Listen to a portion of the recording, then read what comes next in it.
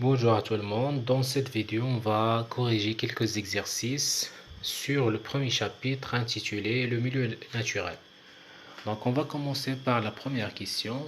Définis les mots et les expressions suivantes.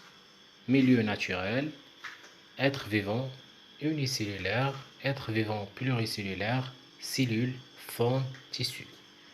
Donc, un milieu naturel, c'est un support physique qui contient à la fois des composantes vivantes et des composantes non vivantes. Concernant les êtres vivants unicellulaires, ce sont des êtres vivants formés par une seule cellule, par exemple la paramécie. Un être vivant pluricellulaire, c'est un être vivant formé par plusieurs cellules, par exemple l'homme. La cellule, c'est l'unité fondamentale et structurelle de l'être vivant. Il est formé par trois éléments principaux, la membrane cytoplasmique, le noyau et le cytoplasme. La faune, c'est l'ensemble des animaux dans un milieu naturel.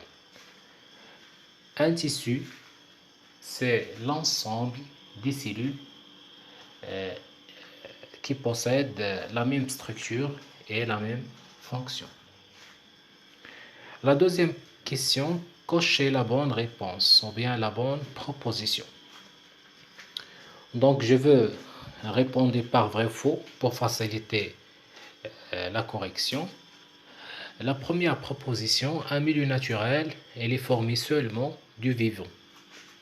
Donc, la réponse, c'est faux. Pourquoi? Parce que le milieu naturel, il est formé par des êtres vivants et des composantes non vivantes.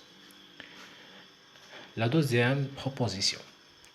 Un milieu naturel, il est caractérisé par sa diversité et sa richesse en êtres vivants. Donc la réponse est vraie. La troisième, les êtres vivants ne sont pas répartis au hasard dans un milieu. Donc c'est une réponse aussi, ou bien c'est une proposition exacte.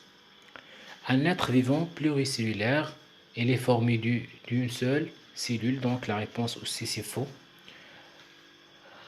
Pourquoi? Parce que l'être vivant pluricellulaire, il est formé par plusieurs cellules. Un tissu, il est formé de cellules différentes. La réponse est faux. Un tissu, il est formé par des cellules, il est formé de cellules identiques ou bien semblables. Dans un milieu aquatique, l'air est la composante non vivante de ce milieu. La réponse c'est fausse. C'est faux, pardon. Pourquoi? Parce que dans un milieu aquatique, c'est l'eau qui est la composante non vivante. Le dernier exercice, la dernière question, reliez par une flèche les expressions de la colonne A avec les expressions de la colonne B. Donc, flore, milieu naturel, microfaune, cellules pluricellulaires, tissus unicellulaires non vivants. La colonne B, unité de base de tous les êtres vivants formés par une seule cellule, êtres vivants formés par plusieurs cellules, ensemble de cellules qui ont la même structure et la même fonction. C'est l'ensemble des végétaux dans un milieu naturel, l'ensemble des animaux dans un milieu naturel.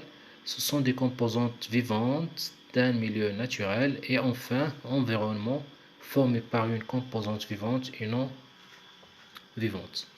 Donc, la flore, c'est quoi la flore? C'est l'ensemble des végétaux dans un milieu naturel.